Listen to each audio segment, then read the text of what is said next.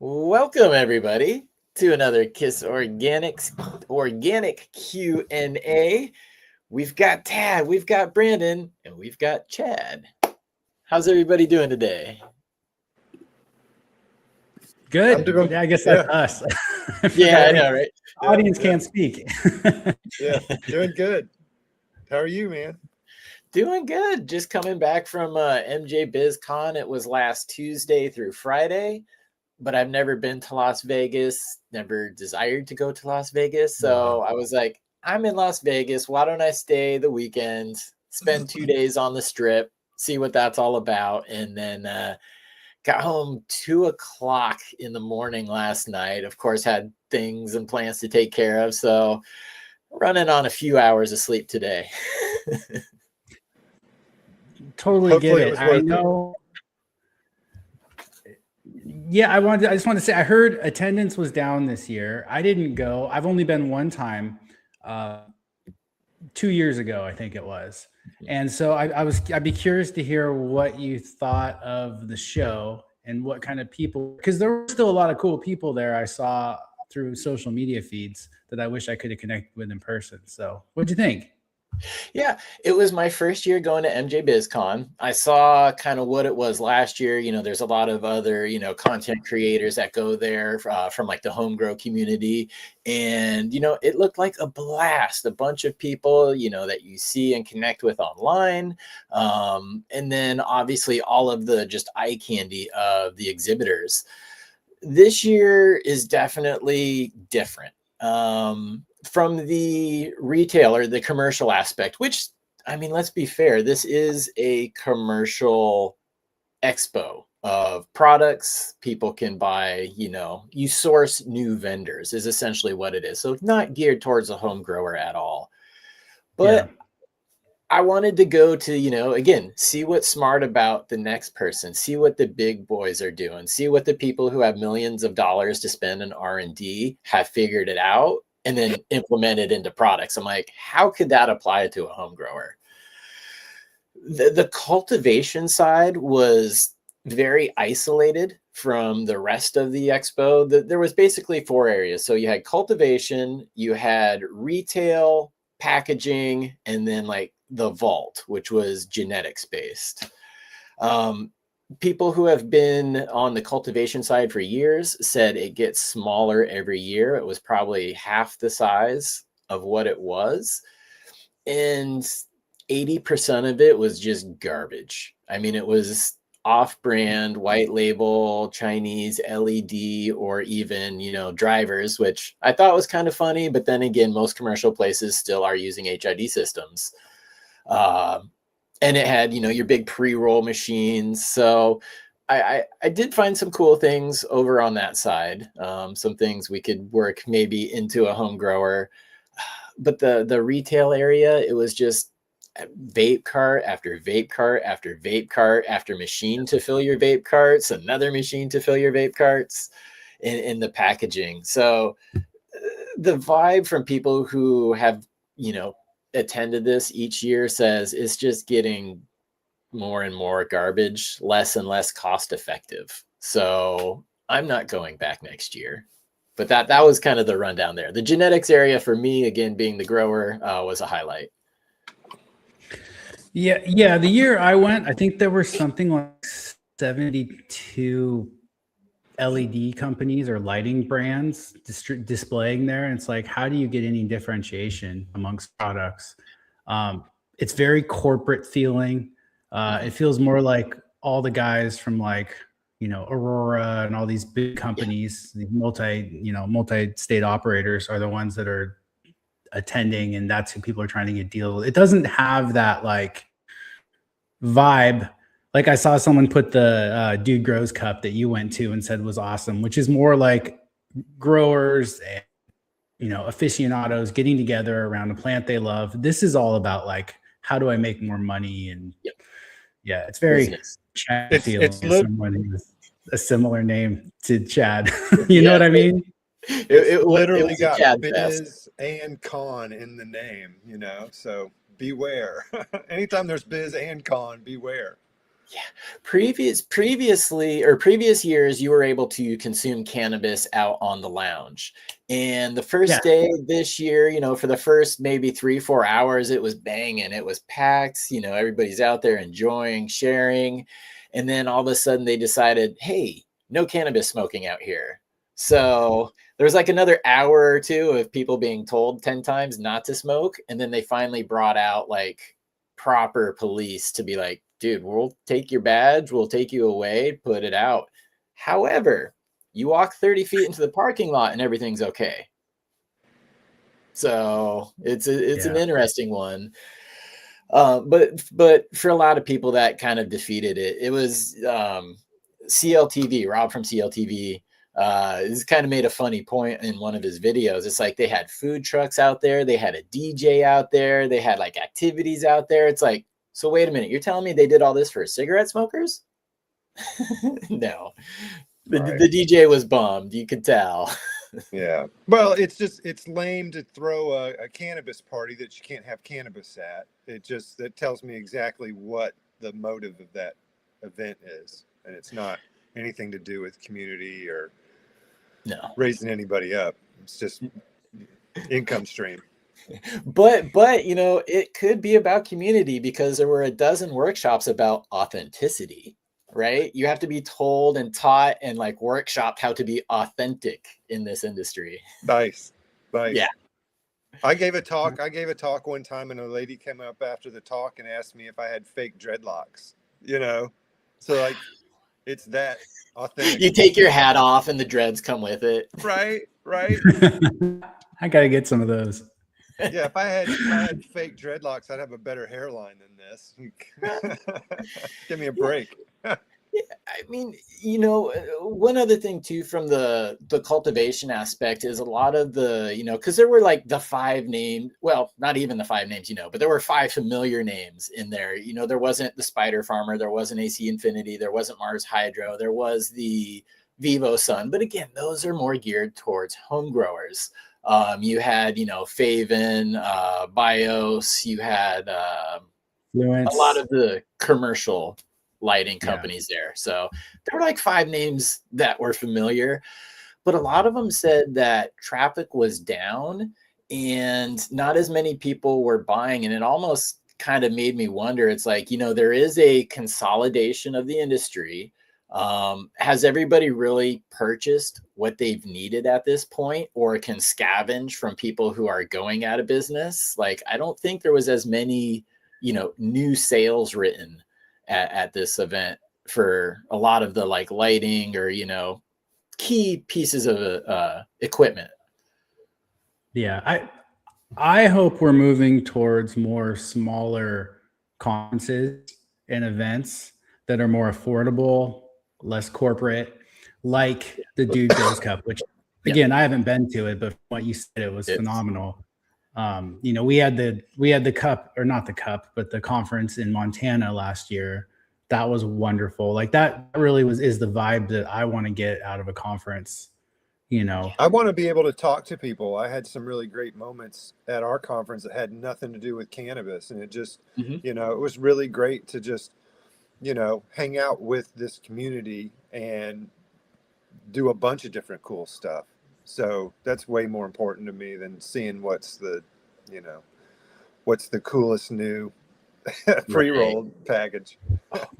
Dude, there was so much pre-roll and packaging. Again, it's all gross. I mean, it's what people are there for. They're, commercially they want to get some deals, so buy in bulk, meet your vendor. But yeah, it was kind of ridiculous.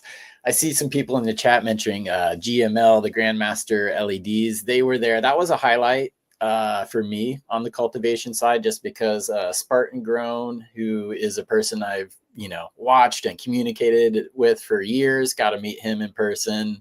LV Closet Grower was there as well, got to meet them. So they actually had some stuff where I was able to ask questions and like, okay, so tell me about the technology and learn a few things, which was nice. The other booths though, I didn't engage much with the cultivation side. So they were kind of a highlight, which again, I knew the people there. So that's always nice to say hello and see people in person. Awesome. Well, I guess I have a little mini announcement since we're talking about conferences. We did nail down the dates for next year. If you want to save the date, it's going to be August 28th through the 30th. We're going to do the same thing at Collective Elevation again in Bozeman, Montana, with, the full facility tour. We're still going to have a tasting event. Brandon's pushing toward the cup, and I saw someone mention it in here, but we don't have a way of really doing that legally where people can bring weed from out of state. I don't know how I would promote that without obviously promoting people bringing weed from out of state. So what I want to do instead, because to me, it's not a competition. Like, it's more about like, what if we had an area, and we're still talking to a venue on this. That's a music venue called the Elm. Hopefully they'll approve it, but we could have a bunch of booths. And so like, if someone wanted to show up and bring weed to share, to show off their grow, they could have a little space, and then people could go around after our, more official sommelier tasting event, and try what they want, and interact with the grower or the breeder. The cream's going to rise to the top. Like, people are going to probably end up at the tables that have the best weed. So take that as it is. But yeah, I don't know about a cup.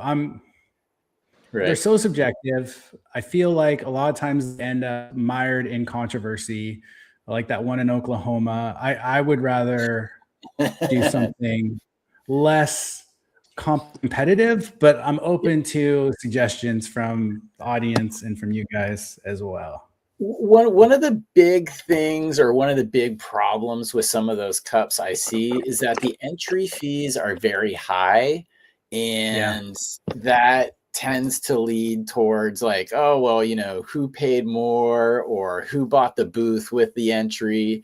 So if it was something to where it was a very low bar of entry, of course, then you could be asking for too much. But if it's a low bar of entry, I don't think anybody hopefully wouldn't feel like, well, I got robbed. I paid $500 and gave them 2 ounces, and I never even stood a chance because, BYO got a 20-foot booth. So yeah, that may be something. Steve had a suggestion here. Says, make it a Montana living soil cup. That's not a bad suggestion. The problem with that is that we already work with the Living Soil Alliance, which doesn't include all the living soil growers in there. And they're still figuring out how this alliance is going to work. And they sell their weed in packs where like someone can come try stuff from, 4 or 5 different farms, all in a variety pack essentially, which is cool. But I don't know if creating competition among it would be a good thing, because there already are some cups in Montana that these people already go to. Right. That's my concern. On the flip side, if we just say, hey, everyone, you can show up with weed and have a table space, we don't have 200 tables that we can put out either. Yeah. So it does require a little bit of thought, which I have not done yet. So if you guys have a good suggestion for this, shoot us an email. Open to any ideas. Please. And what was that email? What's the best email? Tad at kisorganics.com or Brandon at kisorganics.com. Cool. Even if you misspell it and send it to Chad at kisorganics.com, it'll come to me. So yeah.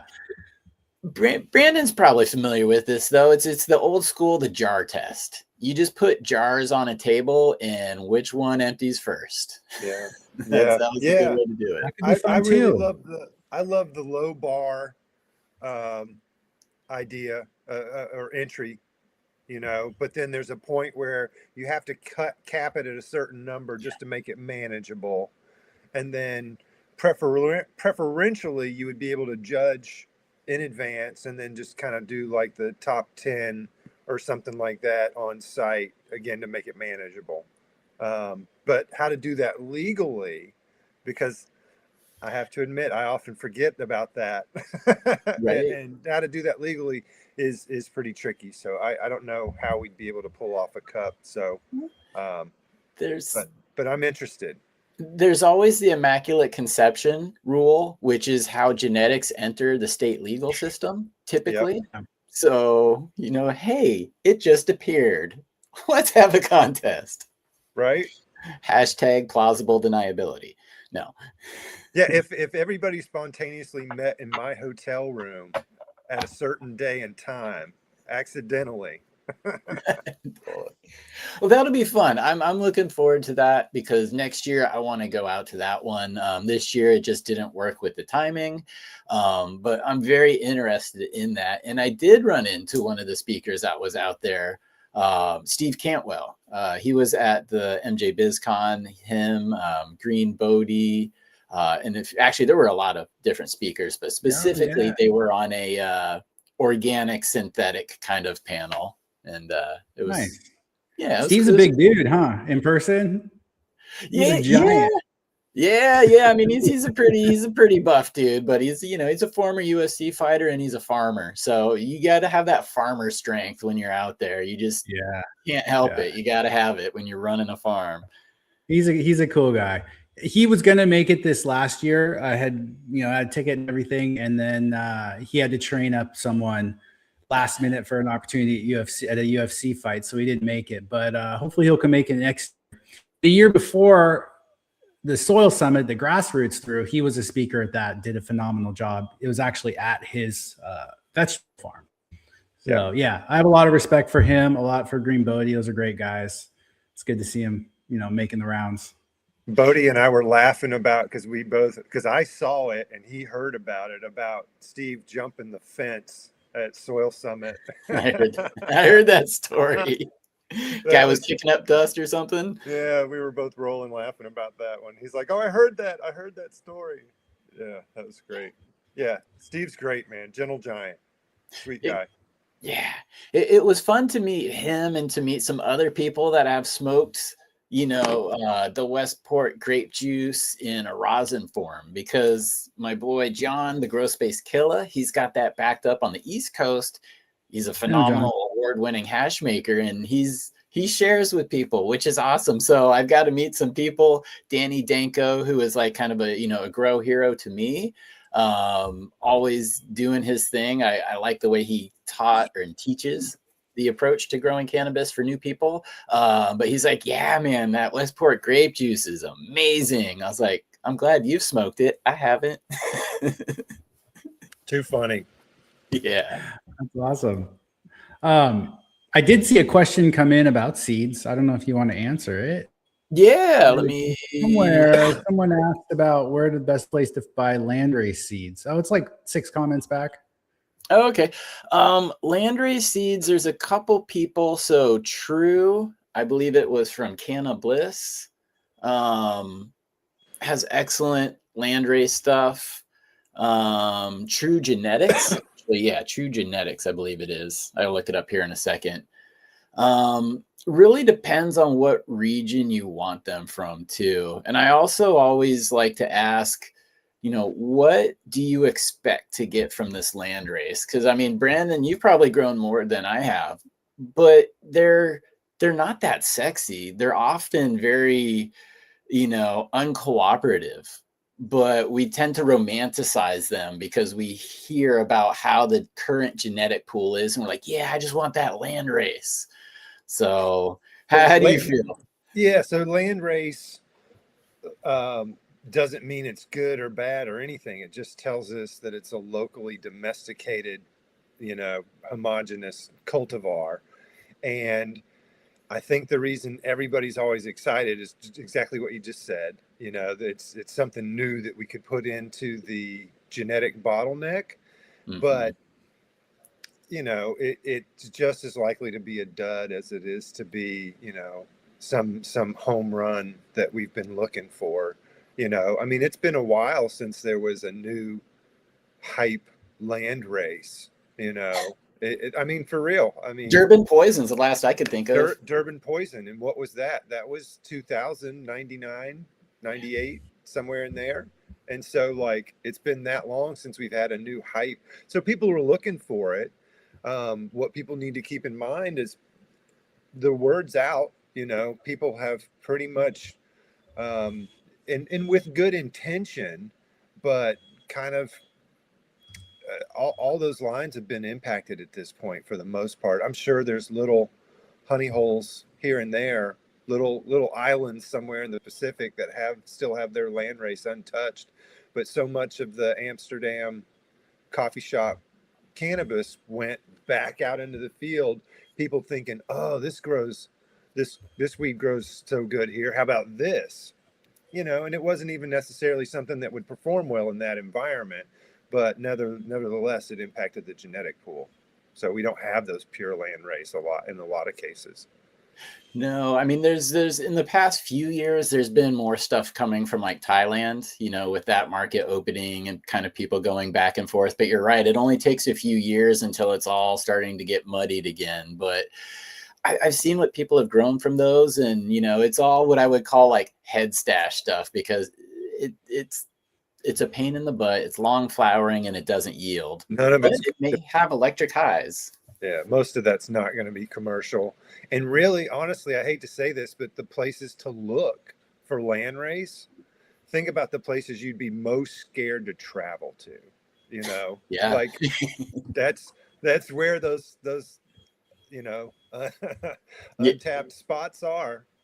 You're definitely right. And syntax kind of on the subject says is Congolese landrace. And Congolese to me can mean so many things. And that's what a lot of the like land races were. They're basically just named after a region. You could have like 10 different cultivars, but if they all came from the same region, then they're like, yeah, this is, Congolese. So that's another area where the genetic lineage can get muddied. Names these days are they don't tell you much, and to try to trace back a genetic lineage. And so, like you said, Congolese, it could be from Malawi, it could be from Dayton, Ohio, it could be just that somebody just stuck a name on it because they had the same weed for too long and they were trying to unload it. Like the name game is, there's not enough people sticking to like what it is. Yeah. And especially you mentioned Amsterdam a minute ago, the name game exists whether it's a new cultivar or an old cultivar. So we really just have to grow things or source them the best that we can. Yeah. And I want to touch on sourcing in a second, because it does tie us back into the soil and some conversations that I had at MJ BizCon. But I saw this comment here. It says, the KIS Organics is the best living soil I've run so far. I'm so glad my local shop carries it. Josh, if you could shout out your local shop, I would love to just put that comment up too, because maybe somebody is near that area, or even just give some love to the local shops, because that's always the biggest challenge. Thank you, Josh. Thank you. Get things into the store. So I did have some soil conversations there. I do have some things that we could follow up on. But you always talk about sourcing, Tad, and I was quoting you a few times in this conversation, because they were talking about, like neem and cocoa core, and they were telling me, where they were getting it and where they were sourcing it for their organic soil. And I'm like, that's good, but if, why did you choose an organic soil? Because if it's to kind of be a better steward, all of that traveling for those materials is not very earth friendly in a way. So that's something that people always have to consider. So I was talking about you, Dad. Thank you. I appreciate carbon that. Footprint is always part of the conversation. Yeah, no, that's a really good point. And if people look, just to get this out there, if they look at our label and they'll see neem on some of our soil still, we've reduced the amounts in there, but I can't change the bag, like because of the way we register the soil, I have to sell through all the bags that we printed, and then we could reformulate, and then we could re-register. So it's on there. We reduced the amount down to a really minimum impact versus what it was when we first started. So we've become more sustainable over time as we've learned more ourselves. When I first started, I wasn't thinking about the fossil fuel cost or the carbon tax to get a product to my facility as much as I am now. So, yeah, it's a good one. And he's shouting out Roots Garden Supply in Southeast Portland. That's badass, man, because I'm familiar with, actually, I used to live in Southeast Portland. So I'll have to look this up and see where it was. It's the old garden spout that Gabby used to own, actually. that's where I met Gabby back in the day, was there, Staten Island, Gabby. Yeah. And so he sold it to Roots, and Roots has been there. Roots has 2 stores in Portland. We've been working with them for years. Really cool guys. So yeah. Yeah, how's that for full circle? That's nice. Yeah. When I learned of that, you were talking about Gabby in the store. I'm just like, dude, that's so amazing, because he also had one down in like Santa Rosa. It was kind of around the time where I was down there, and I've probably been in the store. I may have had a conversation with him, but it's crazy how small the world really can be. I'm like, get the heck out of here. You guys know, everybody knows Staten Island, Gabby. Yeah, I had no idea. I thought he was just a store owner until recently. So, he was good at what he did, man. Yeah, he was good at what he did. Yeah. Yep. So what's going on in the gardens, guys? I guess I'll go, because I asked my own question. I like to talk to myself. I may be getting ready to move, so I'm kind of winding my stuff down. But I just reused the Westport Blend from KIS Organics. Again, and I just sent out new stickers today, so those should arrive at the warehouse shortly, because I know we still have some soil left and people have been enjoying that. But I just reused it. I'm on my second round of reusing it, and plants are looking great. So kind of shutting things down and wrapping up what I've got right now. Fingers crossed. That's my garden. How about you, Brandon? Well, I've been telling on myself pretty vocally lately, but I broke my protocols. Anybody that knows me knows I'm really uptight about my protocols, and like most of the really big mistakes I've made in my life, it's being too eager. And I brought something into my room that I shouldn't have brought into my room, and I got one of those things. I got root aphids. So root aphids. I've been battling. I've been putting in work. So yeah. So I feel like the dentist who doesn't floss and all his teeth fell out or something. Like, what an idiot, And I preach to people. I yell at friends, like, I scream at them, "Don't you dare!" And the place that I got them is so famous that I broke my own protocols, and fame means nothing. And obviously, so, but yeah, so I messed up, and so I'm paying for it. And it's positive reinforcement through negative reinforcement. So why don't you tell folks what you should have done instead of what you actually did, so people can avoid the mistake you made? Yeah. And then I want to get to the solution too after that, because that was always my biggest argument for or against like organic soil and organic practices. I'm like, how do you organically get rid of root aphids in your soil? So, okay, how did it all start? I got the opportunity to get some, for me, holy grail genetics, and I did it. And I actually just got Gabby's box set. So like the Gabby Staten Island Sour Diesel Not So Dogs, the original, the OG. I got Skunk VA's Kim and Greg's Kim. And so that's nice little, hot little pocket to catch. And so you're not suggesting you got root aphids from them, though, correct? Just to clarify. So I got those from Gabby. With Gabby's stuff, even though I trust him completely, I put it all into quarantine like I should. And that's luckily the only thing that kept those clean, because they didn't get exposed. And but yeah, so I brought something into my room that I shouldn't have brought into my room. And so the first thing is, I noticed that my plants weren't taking off like they normally do. And I've been doing this for a really long time, and it's rinse and repeat at this point, unless I do something really stupid. And so for folks that don't know what root aphids, like the early signs, plants just start to stunt, they slow down, and they get this mottling, this weird, almost mosaic, like light spots all over the leaves, and it's just nutrient issues. And I, this is really ironic because I did this horrible IPM no, but I'm otherwise really uptight about IPM, and I spray twice a week in my room with Epishield, which is very effective with aphids.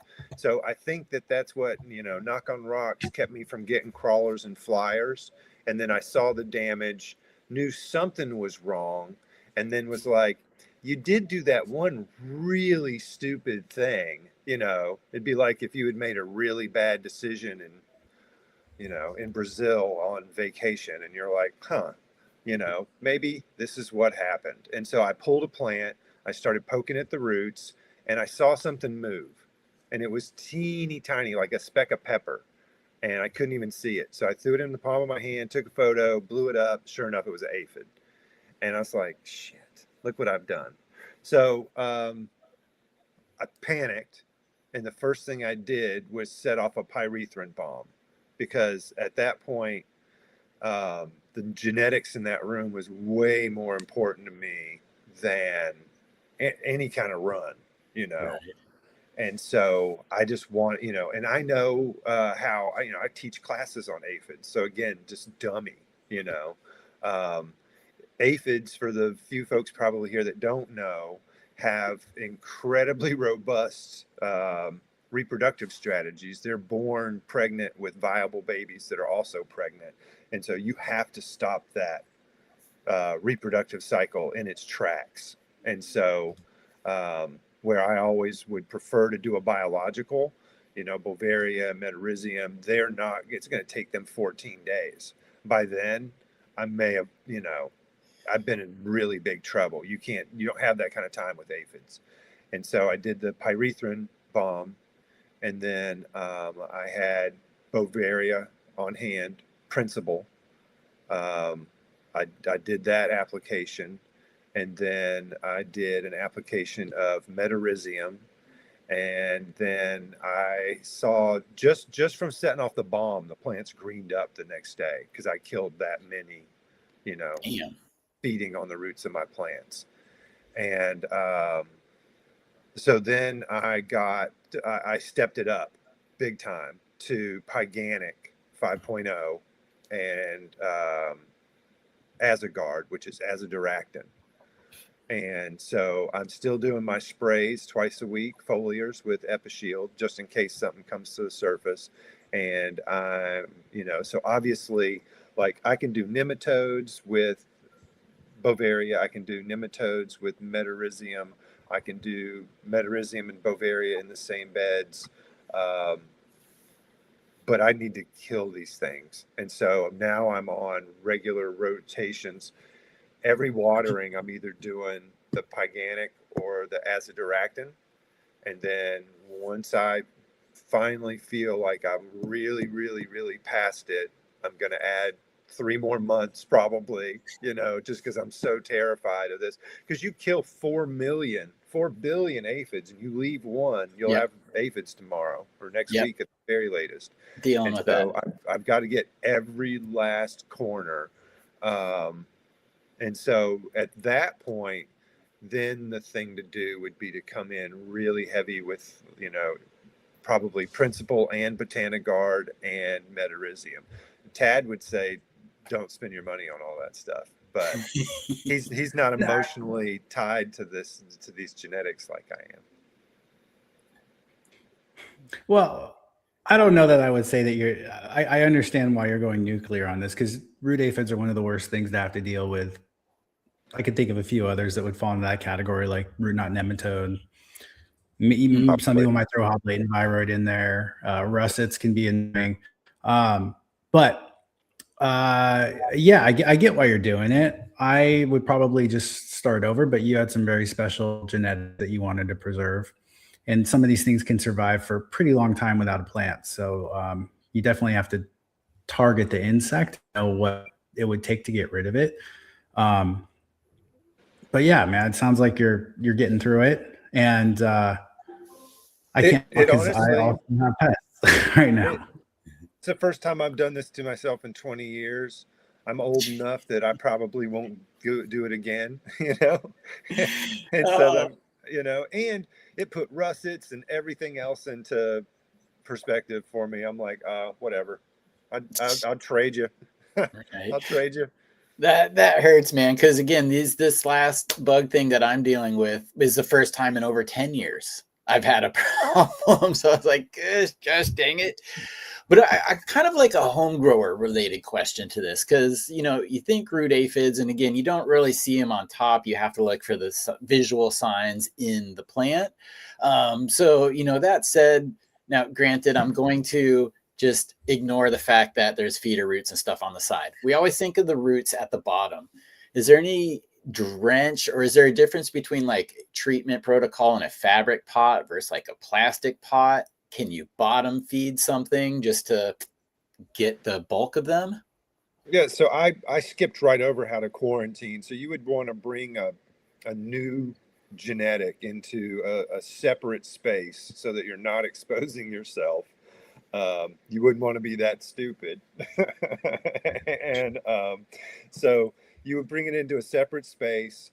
Um, I saw a really cool trick that our BioBee rep showed me where he uses an alligator clip to hold a sachet up over a sticky card.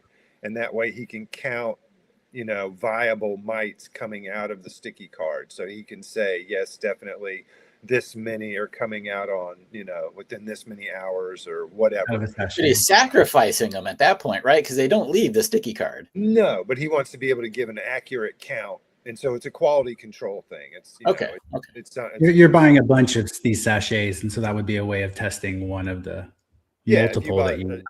a couple hundred or 1,000 or whatever, and that's a good way of just ensuring that you've got viable. But what I've started doing with my new genetics is, and I got it from Tad, but it's this wide roll of sticky tape, and I'll just put that down, and I'll put my genetics down on top of that. And so if anything, and it's the low tack, so it's not going to like damage my plants or anything like that. But if there's a bug there, I'll see it. If something falls off of there or whatever, I'll see it. But definitely quarantine, do it, optimally for like 3 to 6 months so you can get a negative hop latent root test. That's really the best thing to do. And then, yeah, so once like I just have gotten these plants back to where they're healthy enough that I can clone off of them. And then the toss up is, do I just pull this run, shut this room down for a while, do I continue to try to battle these, because even in veg, this is a lot of work on top of already having, it's like you're a grower, you got a job, you're a grower, you're already getting 6 hours of sleep, and it's like, oh, well, let's dig into that a little bit. And so it's a lot of work fighting root aphids because they just don't stop coming. And, I've been canonical about every other day they get something, and, and they're not gone. Do you, let's say you call everything from that room, do you reuse that soil? And is there a particular length of time you wait before reusing it? And also, would the roots that are still remaining in the soil act as food that could keep them sustained until, 4 months later or something when you plant back in there? Tad, they would probably overwinter or something like that, right? Like diapause, as opposed to like feeding on dehydrated roots for too long, I would think. Don't you? But I mean, I would have to ask Suzanne or yeah, Saul. they can I don't stick know around. their life cycle well enough off the top of Yeah, my head to they, confidently give you an answer there. they can hang around for a long time though. And so there's heat treatment. I think it's 120 degrees, so like if you Okay. had like the ability to steam your beds, I know people that have used boiling water, in pots and stuff. Um, a one-time treatment of any kind for root aphids is not going to get it done. I don't care if it's uranium. Like, you're going to have to do it again, whatever it is. And so, like, that's one important thing about aphids of any kind. I will say I have seen people using soil with metarhizium in it, and over time, and this facility was bad. Like, you went in there, and the root aphids were so bad, they were figure out. He thought the grower thought they were just dying from the metarhizium, but they were from all the treatments they were doing, the sprays. But what was happening was they were so populated, they were flying up into the lights and then falling down onto the finished flowers. Because there's so many. And like, I walked out there, the back of my Tyvek suit was just covered like with root aphids. It was gross. So, I mean, they do fly in certain stages, so you have to be aware of that. Yeah, that being said, though, when they started reusing the soil that they had applied Met 52 to, that metarhizium, they did see a pretty significant reduction in their root aphid counts versus bringing in new soil, populating. And this is a map, one of the largest facilities in Washington. So they were battling it for a long time, and that was the one thing. Reusing the soil actually helped them lower their numbers. I don't think that's applies to a home grower. I think it depends on how much soil we're talking about. You know, if it's just a couple yards or 5 gallon pots, I'd probably chuck it and start over. It's just going to be easier. But if you can't, like, let's say you had a disability and you couldn't move that soil, there was some other good reason not to move it. I do think there are strategies for, controlling them and maybe eventually getting them out of there, but it's going to be a battle. Yeah, nematodes in conjunction with metarhizium and Bovaria, specifically the principal versus the Botanigard. And then with the nematodes actually, as they crawl around, drag those spores with them, make it more effective, and then they'll feed on the aphids in the soil. So that's like a really great kind of threesome combo right there, you know, on the organic side, if you want to try to preserve that soil. But like, you could try to heat treat that room. You could try to ozone treat that room. Like, there's some things you could do to try to make, and again, you would probably do them a couple of times to make sure you've broken the life cycle and that you've gotten them. Because again, if you kill 6 billion of them and you leave one behind, you've got them again. Yeah. So if as a home grower, my R&D room, my plan is to get these, you know, to rescue these genetics and get rid of this soil. Because, you know, I mean, I know a guy. Yeah.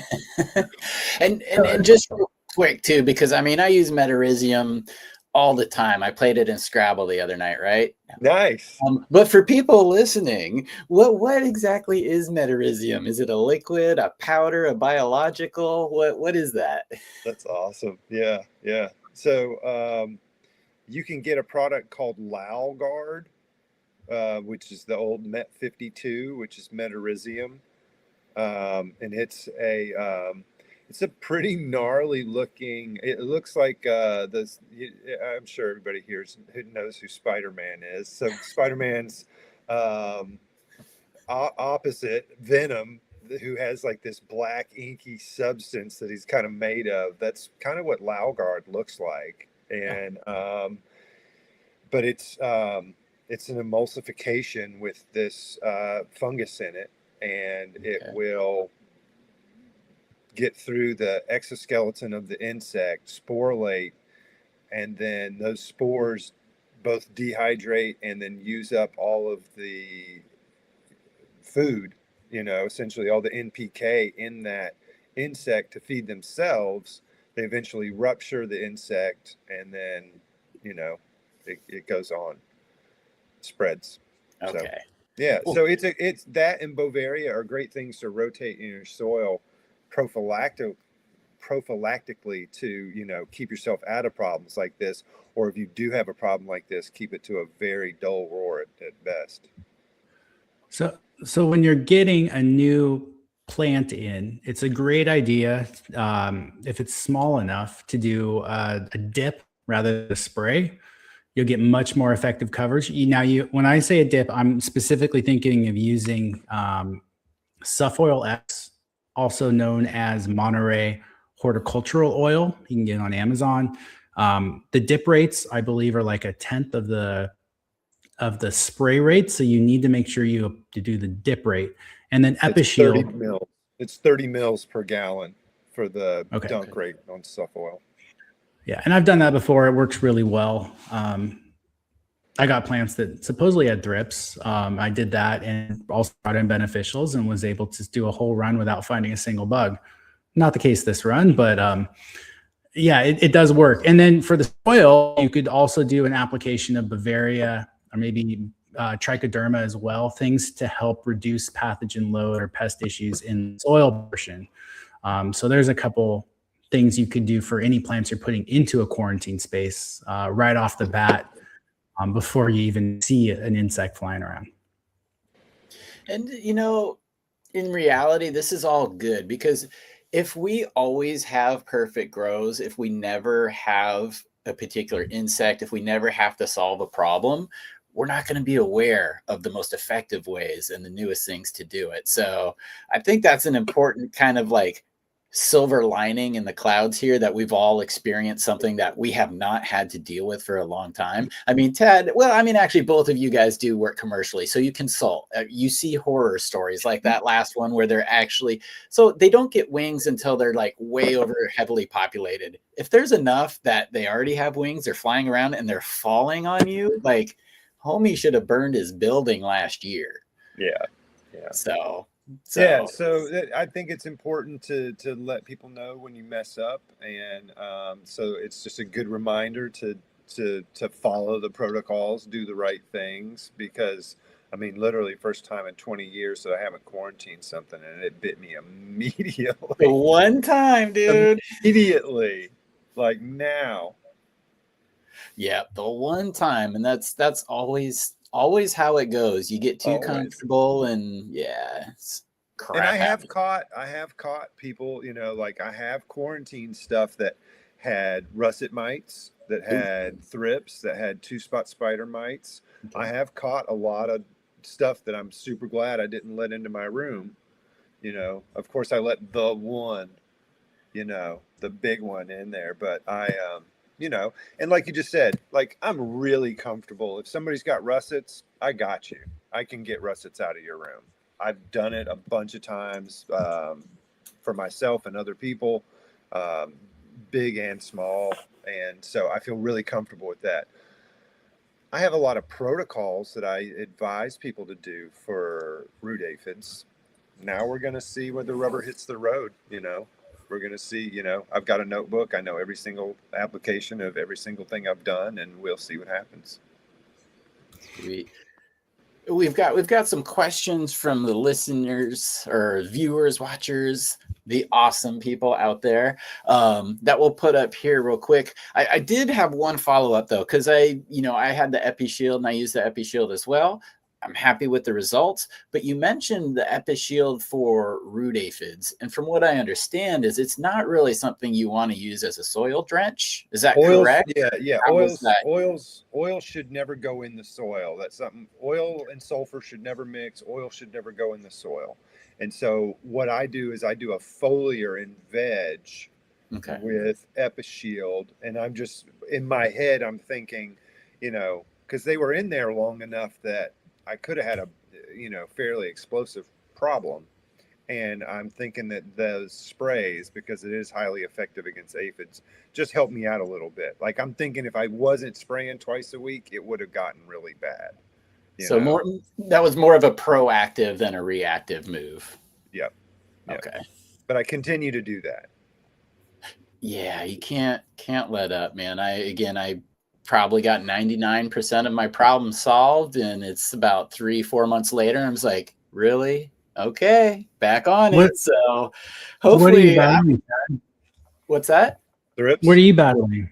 Yep. So I had the 2-spotted spider mites, and then some thrips. The thrips pretty much went away. They're back a little bit, but those are easier. The 2-spotted spider mite is more concerning to me because I can get to harvest with a few thrips, but with spider mites, I culled, plants that were already 4 weeks in flower.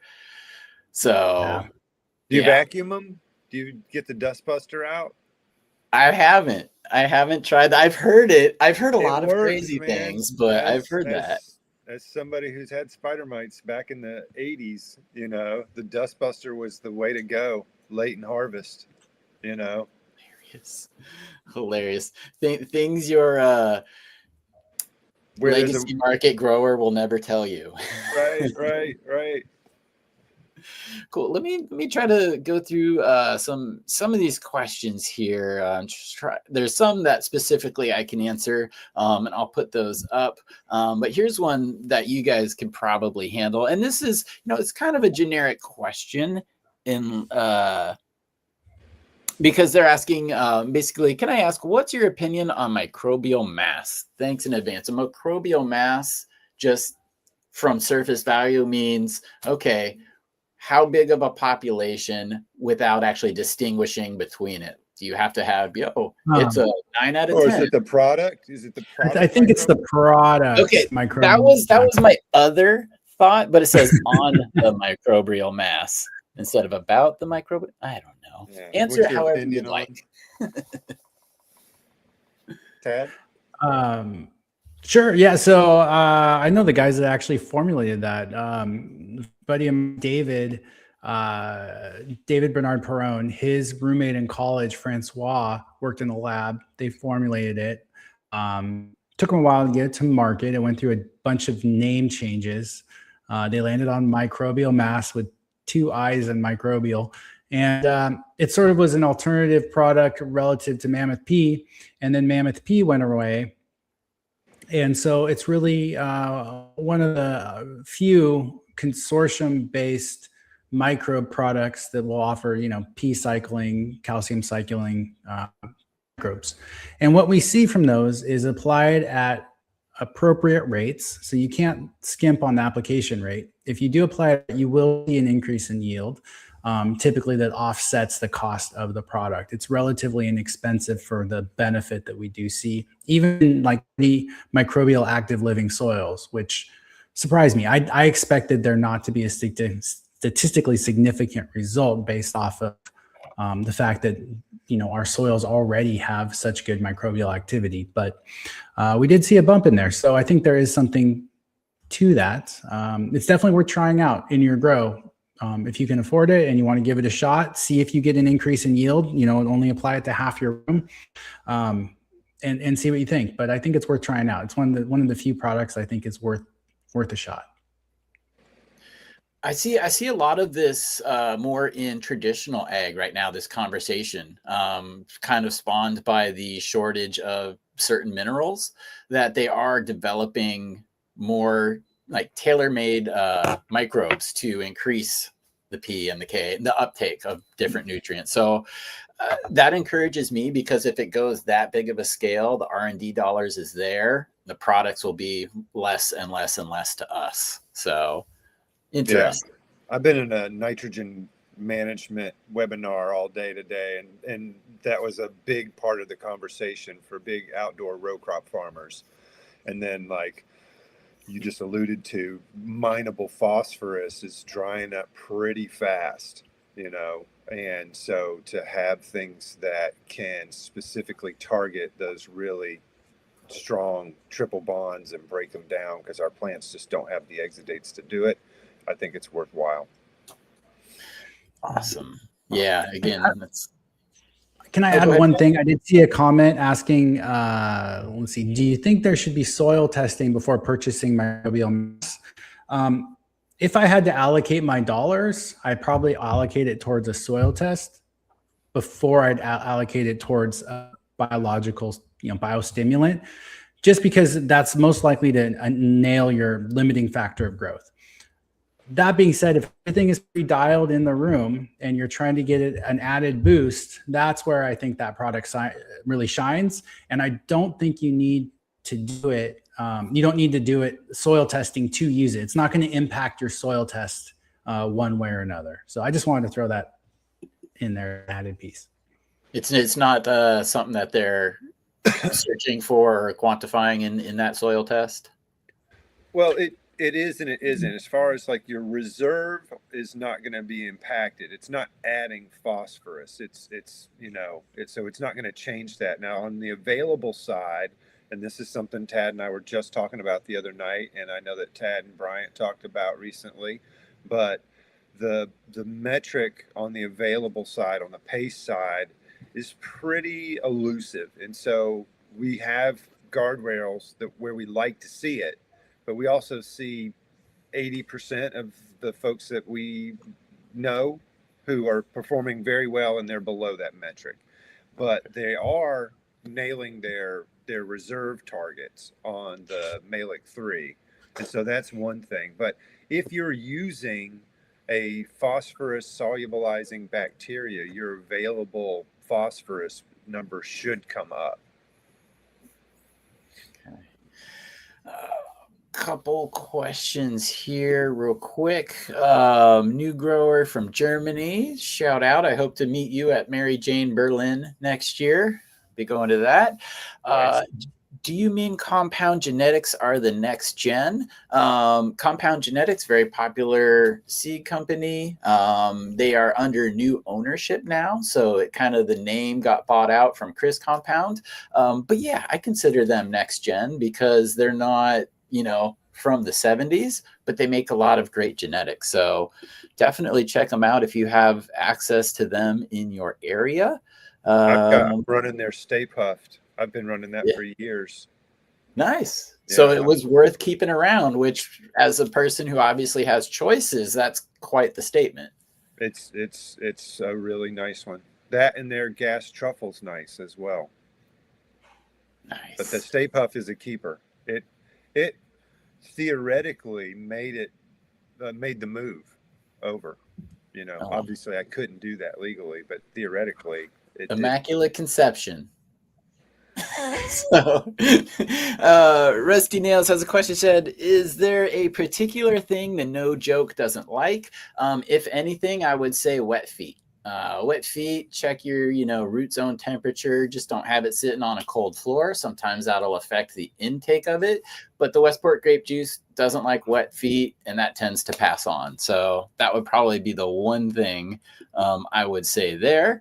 And this next question kind of came up because Brandon, you were talking about identifiable signs above the soil with those root aphids. Now, there could be a lot of reasons for this. The question is, it says, what causes leaves to start wrinkling? Just if there's one or two off the top of your head common symptoms or bugs. Again, I know it's very general, but I don't know. Tad or Brandon, do you guys have any quick hits on this? Tad, because there's a bunch. Yeah. I think this question came up because Build a Soul just posted a video on their leaves wrinkling on one of their plants, and they said it's all genetics because everything else is dialed. I think that's where the question came from. Okay. I think it has to do with my guess would be it has something to do with humidity and temperature and that relationship there, probably being off.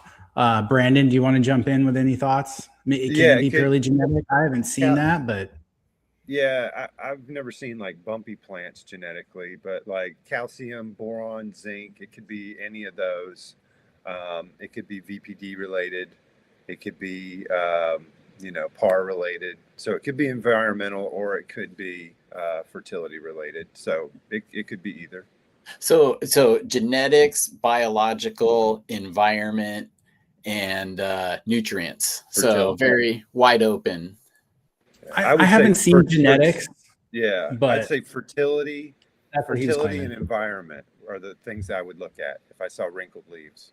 Okay, cool. And I guess the big takeaway, which you kind of touched on, is start to ask yourself why. Start to look for some of those other problems. Are your nutrients dialed? Is the pH in a good place? And russets will make leaves look like plastic, and they'll make leaves roll and curl, so if you've got twisty leaves down at the bottom especially, you better break out the scope. So there's all kinds of things that can make plants do the things they do. And this one's from Minnesota Magic Man, just kind of on, environment here. It says, what is the proper temperatures and humidity for transplanting clones after rooting?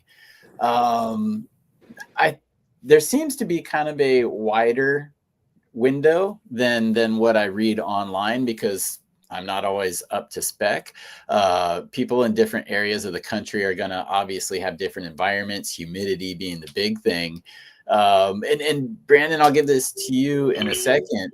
Just in general, though, higher humidity, seedlings, clones, transplanting, and then it's just progressively lowered throughout the course of its life. So start high, go low.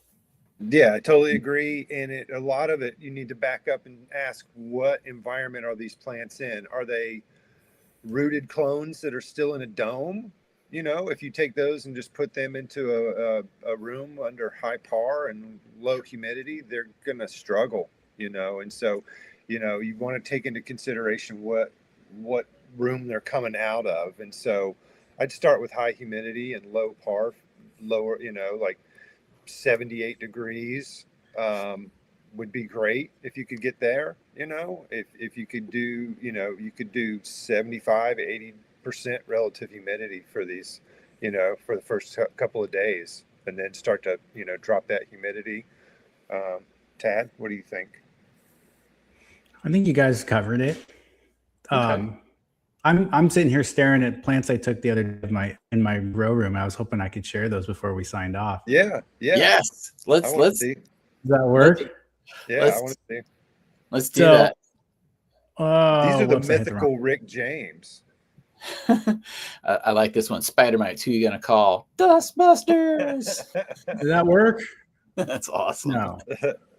I just see us. There was an issue with your file, of course. Okay, let me try a different way. Share my screen. Okay, I'll put up one more question before we go to Tad. It says, question, when using living soil and I want to spray Epsom salt, will that affect the biology? And more specifically, does No Joke like it? I haven't used Epsom salts on the No Joke. I haven't needed it because it's been in the Westport Blend the whole time. So going good there.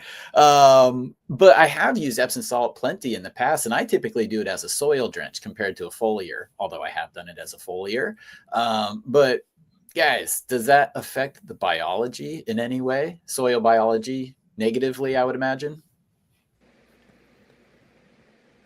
Ted? The biology, no, not really, because it's a foliar application. Unless we're talking specifically as soil drench, in which case I can't imagine it would have a negative impact other than raising your EC slightly. The bigger concern is just the balance of cations as you add more magnesium and what that does to your pH too. So that's what I would look at first. Yeah, I would ask my question back to this question, and people hate this about me, is I've always got a question for their question, is why are you adding the magnesium, like Tad just alluded to? Like, do you have a shortage that you see that's, demonstrably low enough on a soil test that you want to add it? Are you seeing a week 2, week 3 response to high par, and you need to do a drench or a foliar or back the lights off, so like, because I see a lot of people that add it just because it's something that's popular to add, and it could throw your cations out of balance and impact potassium and calcium uptake. Yes, and we all know we all love to add new things as we get into the growing experiment. So including root aphids. Oh shoot! Are you hitting the sprocket icon? I was waiting. Here it is. There it is. Okay. I will add it to the stage now. Here we go. Let's blow this up. Okay, so this was from December 1st. So this is a week ago. There's my grow center, and I reviewed that too. Great product. Nice. Hopefully, be able to sell it through KIS eventually because I really like it. So this was 2 weeks ago, and then let me see here if I can switch photos. Here's the whole room from that same day. With the under canopy lights. Things look nice and happy there. All right, let me add this one to the stage. This is no treatments other than water. So basically, I'm walking with the blue mats. They've been a little iffy. I think my dialing them in hasn't been perfect this run. Trying a new design, but I amended the nutrient pack, guessing for best rate for this one versus our usual way of soil testing, just to show both processes. And then haven't done anything but water, and I released beneficials. And then let's see here. I think I have one more photo of the last from today, and this is with pretty bad thrips pressure. So I'm going to come through and defoliate pretty heavy, but yeah, plants are doing, considering the thrips pressure and everything else, doing pretty well. Here's today's photo, and so I was in there. I'm going to tell myself I was in there with long sleeve shirt, pants, gloves. I taped my wrists. And then when I got to the door out of my garage back into my house, I stripped down full naked and ran to the house. My wife wanted to know what the hell was going on. But I was like, I get thrips on my indoor house plants, I'm going to be so pissed off at myself. So the plant that my clothes are sitting outside waiting to go straight into the laundry machine when I get done. Do what you got to do. I've done the same thing, man. The washing machine's right there. The shower's right there. I've run from my grow room, like stripping on the way, toss it in there, go and wash my hair. Let me show you guys, just so if people are unsure what thrips damage looks like, we might as well just throw it up there too for folks to end on. Fortunately, it's one of the easiest things to deal with. The damage is pretty obvious. I took this earlier today or yesterday. You got to get it and stay on it. I thought that applying beneficials would be enough, and it wasn't. And then it was time I started paying attention to it. So classic thrips. You can see the shininess on the leaves there. So my plan is to remove as many fan leaves as possible. Just let the plant finish and call it good. Yep. I'm always interested in this one because I've been able to see, because I have, it's a grow tent. So really there's one way in. They're not going to come from the sides or the back. But did you notice any sort of like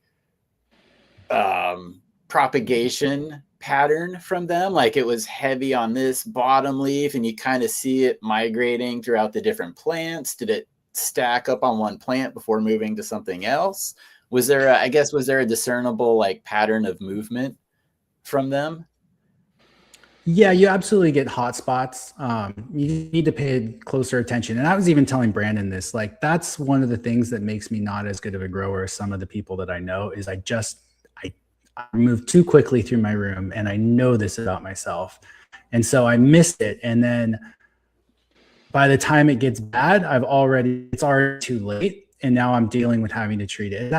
This is a common pattern throughout my life is I'm thinking about 5 different things. I'm rushing around it. So next grow I need to be more concerted to just set a timer and be like, I'm going to spend 10 minutes when I first walk the room, just look at these plants.